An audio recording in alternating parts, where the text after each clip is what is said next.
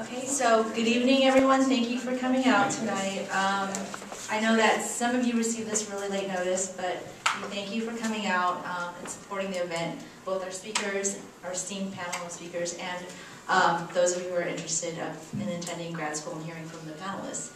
I am the president of CAPASA, which is the Congressional Asian Pacific American Staff Association. We are hosting this along with 4 other organizations: the Congressional Black Associates, the Congressional Hispanic Staff Association, the Congressional Muslim Staff Association, and the Congressional LGBT Staff Association. Unfortunately, the other presidents weren't able to make it, as you know, it's 4th of July recess, so there's not a lot of leadership around. But I'm here, and I'm here to welcome you guys. So without much further ado, I will open it up to our moderator, Brian Wayne, and then we will launch right into it. Good? Yeah. Hello everyone, and thank you very much for joining us this evening. I'm just going to jump right into it. I would like to introduce to you our panel.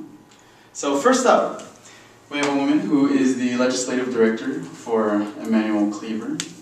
She first started in the office focusing on immigration, justice, postal, and Homeland Security casework matters. She graduated from the University of Kansas, so she's a Jayhawk, right? And she had a dual bachelor's in English and women's studies. Also, she worked at Legal Aid of Western Missouri, serving as a legal advocate for victims of domestic violence. And she is scuba certified. She has dived all over the world and has seen a tigerfish, the most deadliest poisonous fish, just 3 feet away from her. So please welcome Cassandra Young. Yay! Our next panelist handles a diverse range of legislative, regulatory, and policy issues before Congress and the executive branch for the Podesta Group. And prior to joining the Podesta Group, she worked with the government affairs practice of a Washington, D.C. law firm and was an investment banker at Goldman Sachs for several years. She was also a fellow for the Senate Democratic Steering Committee. She hails from Dallas and is a first-generation Cuban American. She is a founding member and vice president of the Hispanic Lobbying Association, and she serves on the board of the Hispanic Bar Association of DC Foundation. She has recently traveled to Ethiopia and South Africa, where she was also in a shark cage with great white sharks, a 12-footer, just feet away from her face. And also last year, Christina was ranked number 4 on the Hill's 50 Most Beautiful list. Please give a round of applause for Christina Antero.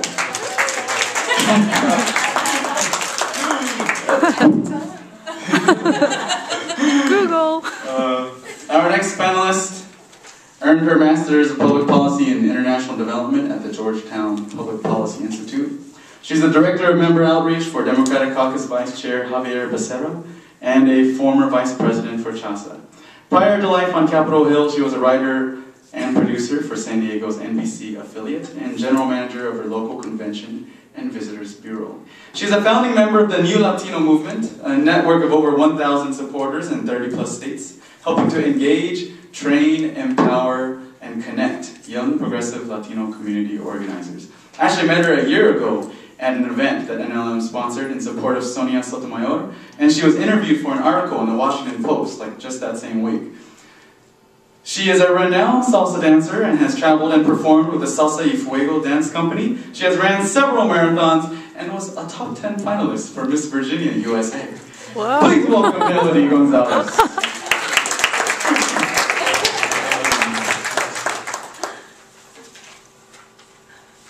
Our next panelist is a legislative assistant for Congressman Meeks. His policy coverage focuses on education and Homeland Security. He is the program coordinator of the Congressional Muslim Staffers Association, has earned master's degrees from Stanford University School of Education and Princeton University's Woodrow Wilson School of Public Affairs. He is a native of Los Angeles, where he attended UCLA for undergrad and then taught special education for several years at an inner-city high school. A natural activist, advocate, and organizer for the Muslim American community. He is interviewed regularly and always approached for the perspective of Muslim Americans. Now, he doesn't have much time because he's so busy doing activism and advocacy, but I've heard that when he was younger, he enjoyed spinning old school hip-hop as a DJ. Please welcome Jihad Saleh Williams.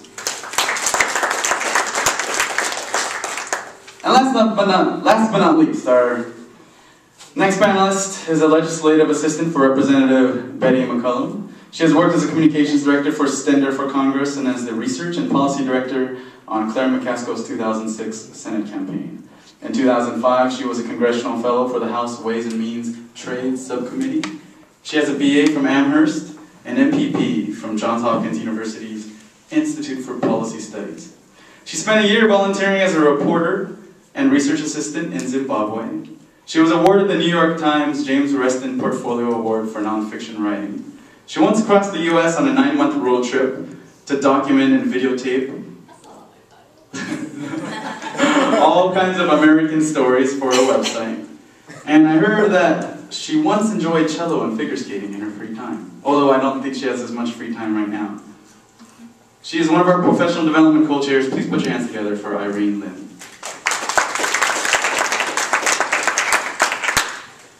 Alright folks, so basically how this is going to happen is I'm going to raise a topic and our esteemed panelists will just start sharing their life experiences and their thoughts. We're going to go through this pretty quick, but after about 30 minutes of going through my questions, you all will have an opportunity to ask yours. So let's get started. The first thing I'd like to know from our panel is, why did you want to go to graduate school? What spurred you to do it? And just jump in, whoever would like to speak. Skill sets. I was teaching for 4 years. I love teaching, but I knew that's not where I wanted to be for the rest of my life. I wanted to more transition to public affairs. I've done some community activism, but that doesn't always translate right into public policy or government work. So I really looked at transitioning to public policy. It says here I did public administration. Actually, I did public affairs. Woodrow Wilson School is a public affairs degree, which is the old school way of saying public policy, but it's the same thing.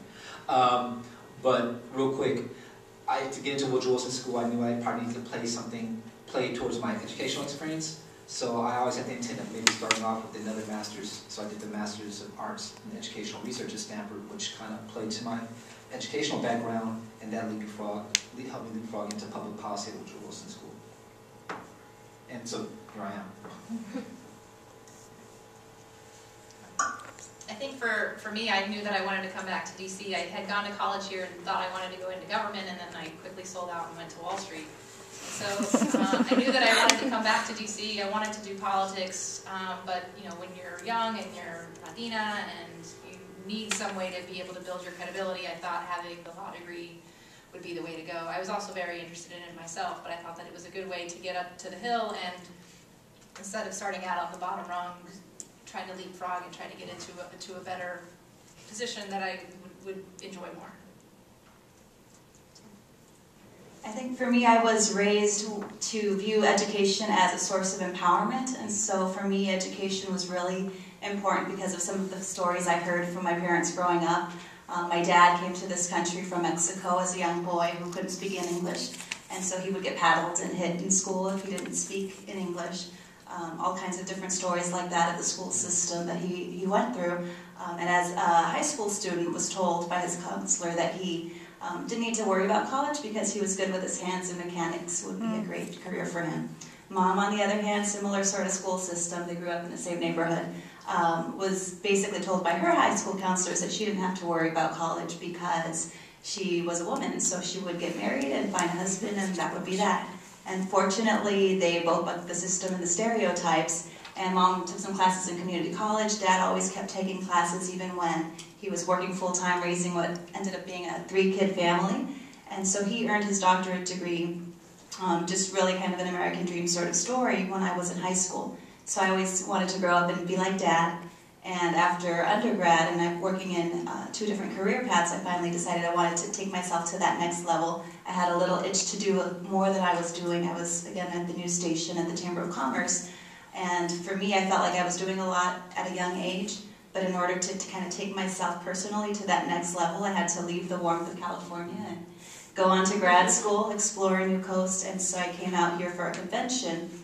Ran a few errands on Georgetown's campus with a friend who said, hey, pick up this brochure, and reading it on the flight home just absolutely made me fall in love with the school, and I think it's one of the best decisions I've made. well, as an Asian American, you're kind of expected to get a graduate degree since education is so important, but I was terrible at science, so I wasn't going to be a doctor. I found out I was terrible at law, even though I had this aspiration to be the first Asian American Supreme Court Justice, and that quickly, after one law class in college, I was like, okay, I don't care about analyzing Kelo versus New London that much in precedent law and torts and contracts. I was like, that's not my passion. And so I just figured I was very much into politics, and I was working at in the Bay Area doing advocacy work on behalf of immigrant and low-income communities and public transportation, and my bosses all had public policy degrees. So I was like, okay, I want to be like them. And so that's why I decided to go to policy school. But if I could give one advice is that don't just go to grad school because you think I need to earn more money or I don't know what else to do with my life. I mean, go there because you kind of have a plan and a vision for yourself.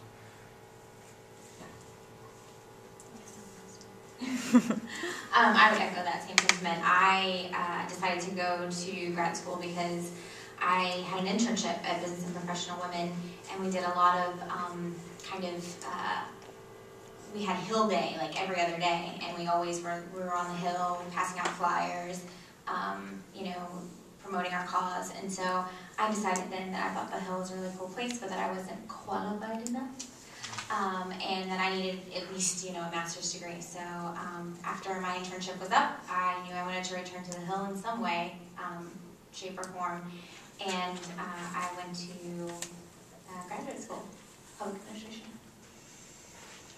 Great. Could you give us some advice on the application process, whether it was test preparation, personal essays, and anything regarding applications? All right, I'll just finish up. I think, I don't know if this is good advice because my way of doing it was very unorthodox, but I wanted to go to law school because that was like the cool thing to do. And so I took the LSAT. It still is. Still is. So I took the LSAT and actually enrolled in the joint program, so master's and the JD. And then at my program, you actually started with the master's work first. And so I was working full-time for my boss in the district office, and I was doing my master's work. And I just really got into it, and I thought it was like actually applicable to what I wanted to do, as opposed to all the crap that I did in undergrad, which made no sense to me. And so they took my LSAT scores. They didn't make me take the GRE, and I went from there. I didn't actually do the JD portion. I wasn't cool enough. Actually, I just really wanted to move to DC and decided I didn't need it. If you're in this room, if you're in DC, you're self-selecting professional or student, and what I mean by that, you're high achieving, you're amongst already that elite group throughout the country of your peers, and you're all going to go to great schools, there's no doubt about that. You're going to use this, your professional or your internship experience and just parlay that into a great program. But knowing that, how do you make sure that you guarantee to get into that? Honestly, some of the elitist perspective, only choose from top 5, top 10 programs at most. Don't go below that. But the great thing about those programs is, and this may be slightly different for, say, law school and med school, because it's a little bit more cutthroat in some ways, and it's really dependent on your LSAT score, your MCAT scores. But say like for business, policy, M.P.A, social work, all those other type of degrees, the leading programs have what they call the holistic review. And you've heard where they look at really your letter to rec, your GPA, your test scores, your personal statement, your resume. They're looking at all over. Some other schools, large state schools, people, they'll really focus on maybe 1 or 2 because there's just such a volume of applicants. And this is a big issue, I think, particularly for minority students. If you look at some of the leading policy schools, such as K School or Woodrow Wilson School or such as that, their numbers of minority students, particularly African American and African American males in particular, are almost non-existent. Both my time at Princeton and Woodrow Wilson, I was the only African American male in those programs. And so the question that comes down to it is, if they are struggling to get qualified Black and Latino and Asian students to apply for the schools. And they're looking at your holistic review. If you have some weak spots, I'm not gonna lie, I had a weak spot. It was my GPA coming out of UCLA. I was doing more chilling on Broome Walk than I was spending time. Right? I was a cool student activist who was like, I'm gonna take a 199 class and do the sociology of Broome Walk or something. But I made up. I had a strong test score on my GRE. I really played up my work in being a teacher in my statement of purpose. I got good letters of rec. Again, I think it was a strong point was the bounce out was a GRE score, and they were able to say, it's funny, at the graduate level, high potential student that fills a niche. So I'm not ashamed to say that, you know, I fit that qualification. You know, there is still the issue of affirmative action. Take advantage of those programs. And most of those are at the major schools are existing primarily at the elite private institutions. And I say that because quite often, the flip side, a lot of students self-select out of the process, meaning they say, oh, it's Yale, I'm not going to get in. Let me go apply to UMich instead, because it's a great school, but it's a public school, but you could have probably gotten to Yale if you just put a little work into it. I think with the JD, like he just said, generally lawyers are snobs, and law schools are even more snobbish, if that's possible. And so they do only look at the LSAT. It's the only thing that matters. So you can write a great essay, but if your LSAT score is not good enough, nobody's going to really pay attention to the essay. So it's all about the LSAT and it's all about the prep. You have to take the prep class. You have to, because the LSAT does not make any sense. It makes no, it's not based on any kind of thing that you've ever learned in your education in the past. So there's no way for you to be prepared for it unless somebody tells you, this is a trick and here's how you figure out the trick. And what I would even tell you beyond that is that it's not even about studying, because you can't learn it because it's a trick. So what you just need to do is practice the trick. So just keep practicing it. So while somebody will take you in a class and be like, okay, well, go learn this stuff, or here's a book and read it, don't fall for that prep class. Go to the prep class. It's like, here's 200 tests. Go take them, because that's the only way that you're going to figure out the trick. And you will learn more, because when you take the practice exam and you get it wrong, the answers in the back don't just tell you which one was right. It says, here's why this one's right, and here are why the other 3 were wrong. And that's how you will learn the trick, only because you're like, those bastards, they tricked me because they did this. And then you start figuring out what the common trick is, and then you'll actually see some of the same questions when you actually take the real exam. So the whole trick with the LSAT is just take as many practice exams as possible. And if you don't have a lot of money to go take the Kaplan class for $2 grand, go to eBay and buy somebody's Kaplan book and just take 1,000,000 tests over and over and over and over and over again. I have some Kaplan books. That's real, the tests. I think on the issue of diversity in the grad program, that was something that I looked at when I was applying, and I saw and actually experienced as a student that the program was somewhat diverse, but a lot of the diversity actually came from international students, which is a great experience too, but I think a lot of times those of us that may be students of color play an important role and may still find ourselves in the minority when it comes to grad programs. I think one of the things I wish people would have told me, for those who may still be interns and in college, is that your GPA in undergrad really matters if you have any sort of interest in moving forward. So if you are an undergrad and you can push yourself just that extra little bit to try to bump that GPA up, those extra little points can be helpful if ever you want to go to grad school or law school down the road. I also think the value of staying in touch with your teachers needs to be emphasized a little bit more, because I took a few years off, and then when it came time to applying, they wanted letters of rec, and one of those letters had to be from a professor, so then I had to kind of go back and figure out who do I still have relationships with. So for everybody, I think it's always just good courtesy, but also good just for your personal development to keep in touch with those that, you know, are helpful and could be good letters of rec in the future. What I also found helpful during my application process was that I scheduled a visit to the campus, and the deans, again, really taking an interest in the diversity issue, made it a point to help me sit in a few different classes, pair me up with some of the students who were able to tell me what life was really like as a student there at the Georgetown campus. So I took advantage of that and also kind of tried to establish some personal relations that way. And aside from, you know, studying and getting ready for the GRE and the tests, I also found it helpful to kind of strategize the people that I asked for letters of recommendation from. So one of the things that I think worked in my favor but wasn't planned was that I think I needed to send maybe 3 letters of recommendation, and one person told me honestly at the last minute they weren't going to be able to come through. So I had to scramble, and interestingly enough ended up going to an event where I interacted with our local county supervisor. And so it was kind of bold and kind of out there, but I hit him up and asked if he would write a letter of recommendation for me. And I didn't know this, but some of his staffers were actually Georgetown alums. So they were thrilled to help him write the letter of recommendation for me.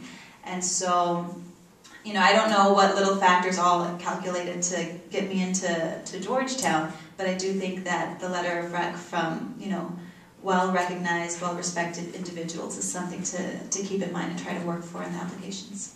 Thank you. I'm going to move on to the next topic. Can you give us any advice on how one can succeed when you're in graduate school? Any best practices, tips? I think it goes back to, your vision of yourself, especially, those of you who are on the Hill right now, you're interning, you're trying to see, where am I going to be 5, 10 years from now? I kind of didn't have a clue. But, I was a fellow at the Ways and Means Trade Subcommittee. So when you work for committees here on the Hill, they're very specialized. All my bosses had law degrees, had done trade law, and I was like, I don't care enough to spend 30 years of my life negotiating tariff rate quotas in all these trade agreements. I just don't. But there are other people where that is their passion, and that's what they're going to want to do. And so if you do that, then you have to tailor yourself, and your law program, or do an M.P.A as well, where you can get more general economics experience if that's what you really have a passion for trade. Or if your passion is for, international relations, humanitarian work, refugee work, whatever it is. For me, I want to be more of a generalist with some specialization. I was interested in transportation policy, smart growth, agriculture. I had all these various interests. So I did manage to specialize a little bit and make sure that I hit up the right professors who had a specialty in that area who could recommend me down the line. But at the same time, I didn't want to be so narrow. But for some of you, you may have a passion where I want to do environmental policy. And so by I think really thinking about that will then tailor, where you're going to go to school, what you're going to study, what you're going to do while you're there, and the type of internships you're going to have in grad school. The thing that you heard in high school, that all the students who get 4.0s aren't the ones that get into Harvard, it's the students with the 3.75s who are also student body president and community service. They're looking for the holistic student. And you also hear that in college, trying to apply for grad school. It's the same thing. You should also look at grad school. If you're just going to class and that's it, that's a problem. But it's demanding, it's hard. But so what you need to know is, what are the schools, when you're applying, looking for the schools that have a specialization if you have one. If you want to do international, if you want to do domestic policy, honestly, don't go to your closest school. Go there and do international. It's not the strongest in domestic. But also, not only that, they have all these different centers, they have the faculty that are focused in these areas, they have the resources that are going to get you in, really, if you have a summer practicum or an internship or placement, they're going to have the name recognition, they're going to get you into the best programs. They're the ones that actually provide you the stipend to go there. Even internationally, they'll make it possible for you because of that alumni network. So you want to be doing more beyond just your classwork, but your engagement with centers, professors, other activities that are linked in through the grad school that you're at will also inform your dialogue and how you present yourself in your papers, your classroom discussions. So again, the person who gets the great job on Capitol Hill is not the person who just went to class in grad school. It was also the person who was really engaged with the professors and took advantage of the great internship or professional opportunities that the school provides. I think that I'm setting the next question out, so I'll let you know. Yeah, no problem. So I think my advice on how to succeed when you're in grad school actually comes before you've even applied. And to me, it's kind of like what Irene said. Grad school should be your choice. Like, you should know it's what you want, and it's the stepping stone you need to accomplish the career that you've chosen for yourself. So if you're coming straight out of college and you don't know what you want to do yet, you figure, oh, I'll go kill time and get an XYZ degree, then it's a waste, and it's too much money for you to spend and too much time for you to spend to not even know what it's focused on. So what I would say is you need to get life experience first, because first that teaches you about who you are, what you really want to do, not what you think you want to do, what sounded good when you were 8 and you just kind of stuck with it because you didn't know any better. And it also gives you the ability, for example, in a law class, to have these real life experiences to reflect back on when you're learning a particular principle of law. Or, if they're talking about something that has to do with public policy, you will be actually saying, oh, I remember when I was in an XYZ job, I came across that, and it was a real issue because I remember a constituent said this, and my boss thought this, and it was, that you would have these real things to play into the equation. And I found that invaluable because, and I even made fun of some people in law school because I was like, oh, look at this kid who came straight through. Mommy and daddy wanted him to go to law school, and all he cares about is getting his GPA. So he wants to get the A in the class, but I got a lot more out of it, and I was much more fulfilled in the fact that I knew that I was accomplishing what I wanted to accomplish, and I didn't necessarily care that I was valedictorian or getting the best grade in the class. I wanted to get what I wanted to get out of it, and that was the best way for me to ensure I did. How many of us all here did time before we went to grad school? I did. And this is all a key point. Most grad schools, except probably for medical school, pretty much all high performing grad schools actually prefer you have some work experience prior, exactly for the reasons you brought up, the richness that you bring to your conversations. I know Woodrow Wilson School, out of the 80 students that come every year, they put a maximum of only 5 or so who could come in directly from undergrad because they just can't speak at the same level that you can.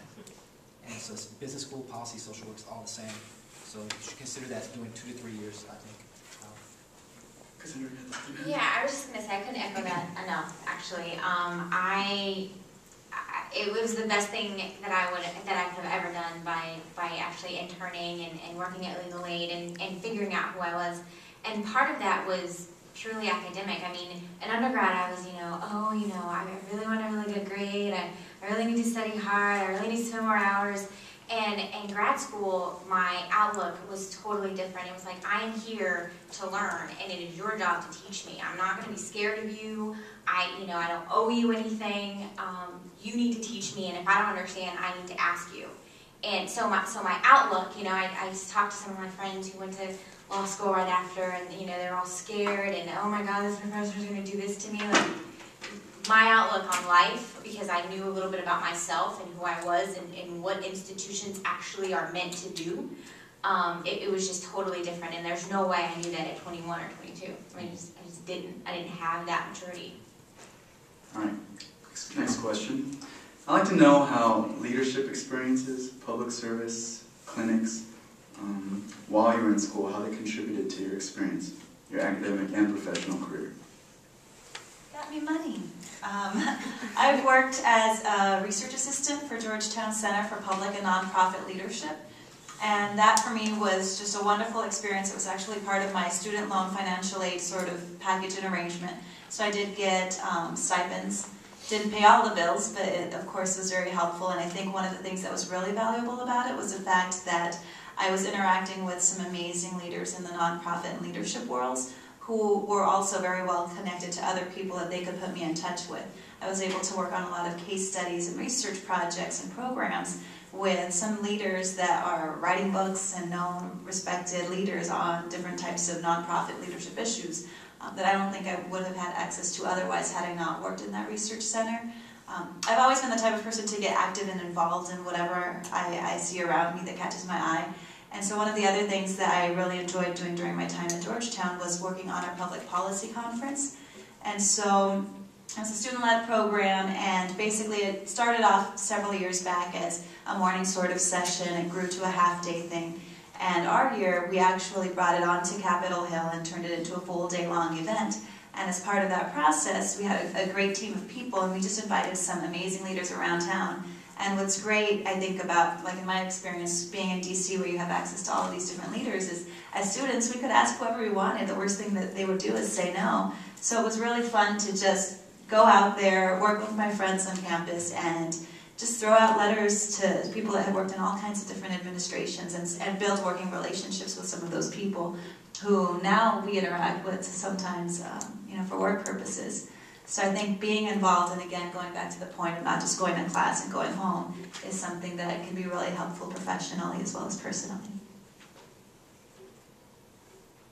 I mean, I basically took second semester off of my last year of grad school because I was basically like a full-time volunteer for Howard Dean's presidential campaign. And actually, my summer internship that I did in grad school was for the Dean campaign in Vermont, and actually my grad school wouldn't fund it because it was seen as a campaign contribution. But I mean, it was still an invaluable experience to have been there.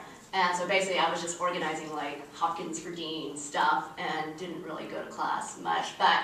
And so I still haven't looked at my grades from that semester. But to me it was worth it because it led me to what I wanted to do, which was go on campaigns, work on the Hill, and which I thought was just way more valuable than whatever seminar I was going to be in. So to me it was way more exciting and worth it. And I think that's take the opportunity when you're in. I can't do that now anymore because I have a real job, but when you're still in grad school that you can take these kind of chaotic, missions. No one else? Maybe we'll move on to the next topic? All right, cool. Can you please share with us anything you can about the relationships that you cultivated while in graduate school? Like the friends you made, mentors that you met, or if you want, other relationships?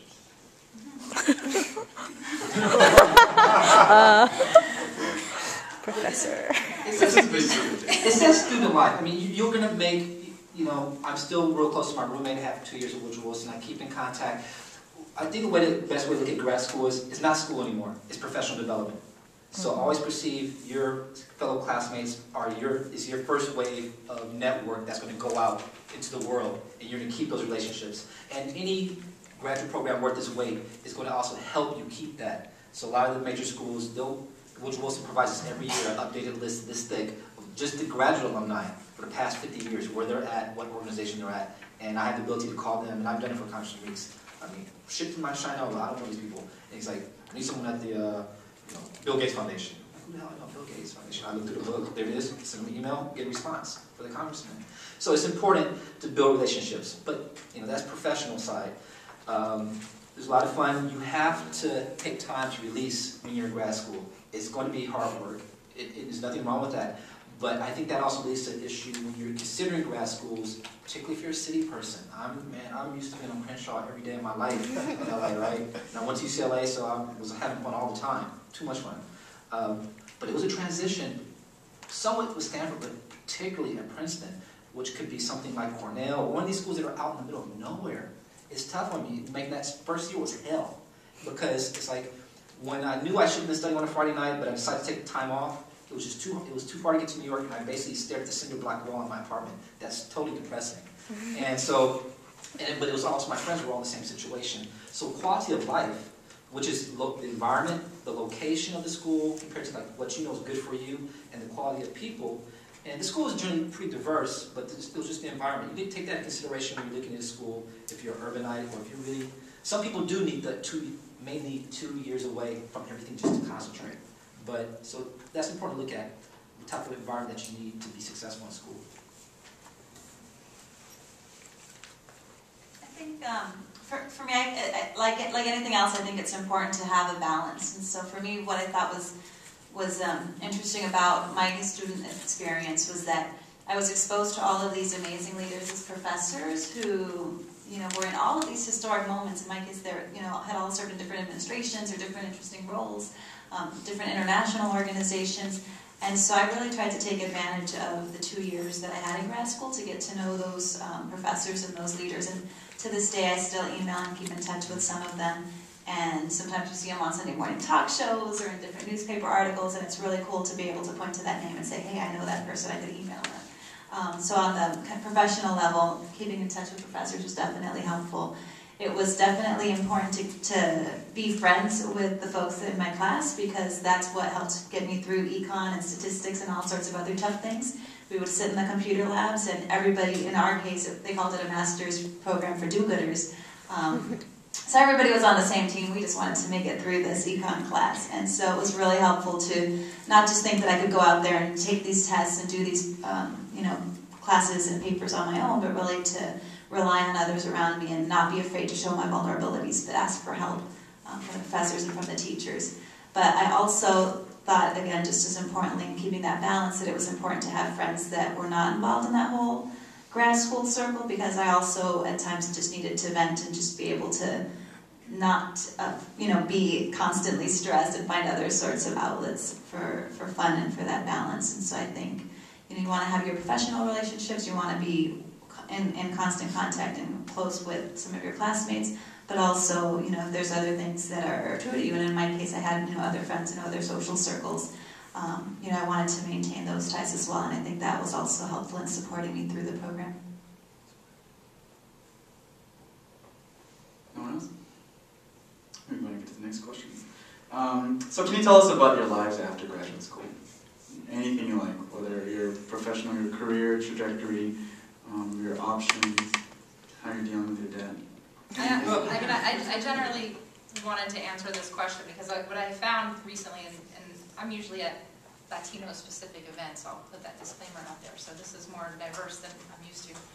But I get all excited, I go to these events and I meet these new interns, and I'm like, oh, so great, like what do you want to do, like what issues are you interested in? And the answer is always immigration. I'm like, oh. And not because it's a bad issue. I mean, it's a good issue, and like our community definitely, has obvious reasons why we would be interested in it, but there is no money in it. There will never be any money. So like if you're all about making a change and you really want to work hard for the cause, okay, be a do-gooder and do that. If you're gonna do that and you know that already, then don't go to a $40,000 a year law school because you can't pay that back doing do-gooder law. And so when I hear somebody say like, oh, I'm really interested in, you know, city planning and engineering and I want to combine this with contract law, I'm like, oh, you've got a career and you're gonna make lots of money. And it's like, I just want to impart to people who are, you know, in the 18 to 22-year-old range that there's nothing wrong with making money.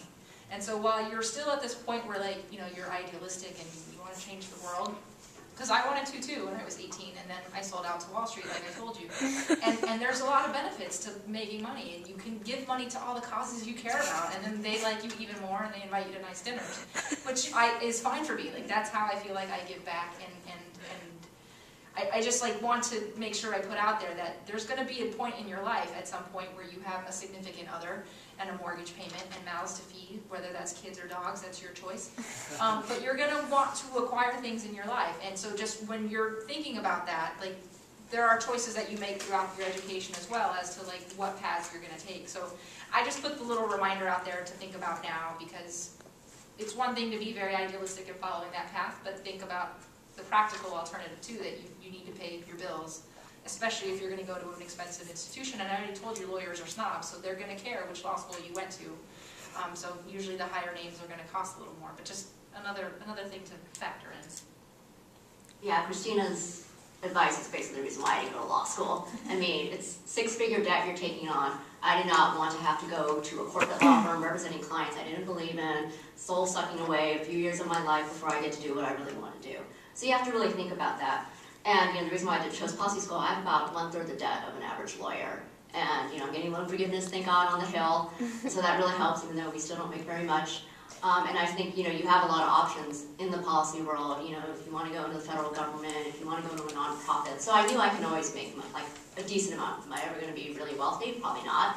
But at least I know I can, you know, I can feed myself. Another thing I also want to mention, because Jay here talked about, you know, only apply to the elite institutions, which was kind of like what I did. I also did it based on location, you know, and not based on the quality of the program. I mean, think about the second and third tiers, if you can get it fully funded. And, I mean, I wish I kind of had done that and broadened my range, maybe consider a few more public schools, because, you know, the debt that people are taking on these days are astronomical. And, you know, so don't be a snob and be like how I was. And, I mean, if you can get to Woodrow Wilson, which I tried to do, great, they pay your way. But for, you know, a lot of others, you know, Kennedy School, one of my subletters, she says she's going to be in debt by $90,000. I was like, are you kidding me? You know, and so really think about that. You know, I don't, you know, looking back now, I work for a Minnesota Congressman. I wish I had gone to the University of Minnesota. And I know people that got full scholarships there for their policy school. It's a great school, Hubert Humphrey.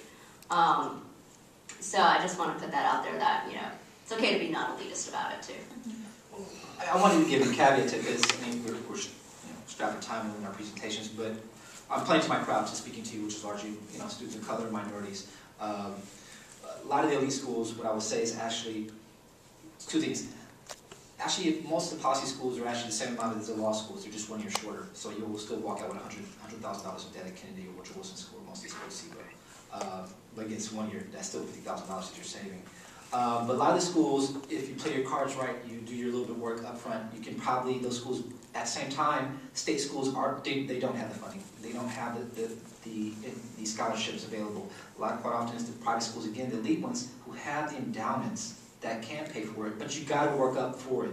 You got to sell yourself, do your presentations, and do the extra work of the fellowships, the scholarships. Yes, the secret about Woodrow Wilson School, what makes it famous really is the Robertson Fellowship, Endowment, I'm sorry, the Robertson Endowment, which all the policy schools are always trying to steal away from it. That means basically every Woodrow Wilson student is a full ride completely. But that's why they only take 80 students a year, so it's the hardest policy school to get into. I don't know how I got in, you know, and I guarantee all of you are much smarter and more capable than me, so definitely apply to it. And I would quickly say, don't think about what you're going to do scramble when you're trying to put in your application, how you're going to get money that December or January. Start thinking about it right now, particularly if I'm not sure who's working right now, who's undergrad, who's grad school. But if you're still undergrad, 3 things you need to consider. Particularly if you want to do foreign affairs work, consider the Pickering or the Rangel Fellowship. Those will pay for your graduate school and it will pipeline you right into the State Department. And it's that niche. Two, also for those who are interested in international and domestic, those who've heard of PPIA, Public Policy and International Affairs, that is the primary focus or pipeline for minority students into public policy, public administration. The programs are is for your rising senior summer, before you go into your senior year. You apply for the program, you get accepted, you go to either Princeton, Michigan, Berkeley, UMD, or Carnegie Mellon. You do their 2-month program there. It's equivalent to your first semester at a policy school. You finish there, 99% of everyone goes through it. Graduates the program. It's one of those little stamps on your forehead that you're special, and you pretty much will be admitted to any of the top 5 policy schools in the country. I think still something over 50% of all African American and Latinos who go into public policy and public administration are PPIA fellows. And also not only that, usually you get a full ride to any of the schools, or they'll substantially give you scholarship to most of them. So think forward so you don't have to worry about when you are applying for graduate school. And a lot of these programs will give you a deferment because, again, they know not only is it that they're giving you this experience, but a lot of them let you take 2 years off to go get that work experience. Say unlike the Pickering Fellow where you already get your work experience on your internships. So they're doing everything to help you craft yourself to be the best person to apply to these programs and make it financially available to you. If you're also interested in domestic, there's also the Truman Scholarship that you should also be interested in looking into. And I would also just add that on the issue of student loans and student debt, one thing to also keep in mind is not to necessarily be too scared of student loans and student debts, because, in addition to doing homework on all your different fellowship and internship and scholarship types of programs, there are a lot of jobs too, some of them like the ones that we have here working on the Hill, where money is set aside to help pay for your student loans. So for me, coming in out of grad school, once those student loans started kicking in, it was nice that a chunk of my salary didn't have to go to the student loans. It basically was just paid through the office, and I didn't have to even think about that. And each office on the Hill is a little bit different because everybody gets their pot of funds that go towards student loan payments, and depending on how many members of that office have student loans, that's how the pot usually gets divided. Offices might have different formulas, so I know that I've had friends that get like $500, $800 a month towards their student loans, which is more than what they actually have to pay per month. And so that's starting to whittle down at some of the money that they owe. And in some cases, I've actually found, like in my case, I could have gone to other schools besides Georgetown or looked at other schools besides Georgetown, but that Georgetown name has actually opened some interesting doors for me. And I was really surprised when I was going through my interview process to become a legislative assistant to see how many people, just coincidentally, in different interviews, informational meetings, had gone through Georgetown and kind of seemed a little bit more embracing and welcoming and open to helping me because I had that connection with them. In some of the work that I do now, there are times where I come across Georgetown alum and you have that extra little connection, and that sometimes helps open your door or make people help you out a little bit more. You kind of have some different networks that you might not have known about otherwise. And so I've been able to have conversations with alum like Georgetown, Bill Clinton and others who spent just a little extra time with you, and you never know where those alumni connections might lead. So one of the things I also had done in looking at grad schools was that I looked at where different professors and different leaders that I looked up to had studied, and I saw a lot of them really went to those top-tier schools in their graduate work, even if they hadn't for their undergrad. And so for me, it was important to start looking more at names for graduate school more so than when I was an undergrad, and I found that to be really helpful. Can I speak to that for 1 second? Really quick. Our schools, I'm going to take away law school, but all the other schools, are they really teach you more? Is it really, I'm a person who believes all schools are saying what they teach you. What they teach you. No school, K school is not better than Berkeley policy school, it's all the same.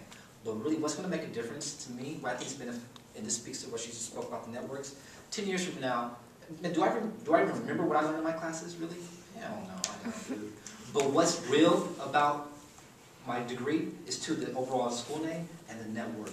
And as she's mentioning, is you want to look at schools, probably more so as we are a network society, when you're considering a school, looking at the school that has the most widespread name recognition. If you especially think about it, you may be in DC this year, but 5 years from now, you want to move to LA. Have you gone to a school that has a national recognition name or just a regional name? And the two is that network national, and let's be real, international Because again, networks are power, information is power. So schools really was where this work is way to go. I think long term is going to be very much the networks. So I think a lot of people don't think about that early on, but really ask, when you apply to a school or looking at a school, ask their professional program coordinator, is there access, how you can see what their range of how they connect you to the networks. I mean, you want to be chilling with people at Bill Clinton. Really. I strongly agree with that. The network is very valuable. We're going to open it up to question and answers, Q&A. So anyone have any questions to ask our panel? Just raise your hand. Right here. Hey, how's it going? No. Oh, thanks. Yeah, I just wondered if you could speak to joint degrees, pros, cons, any stories about that?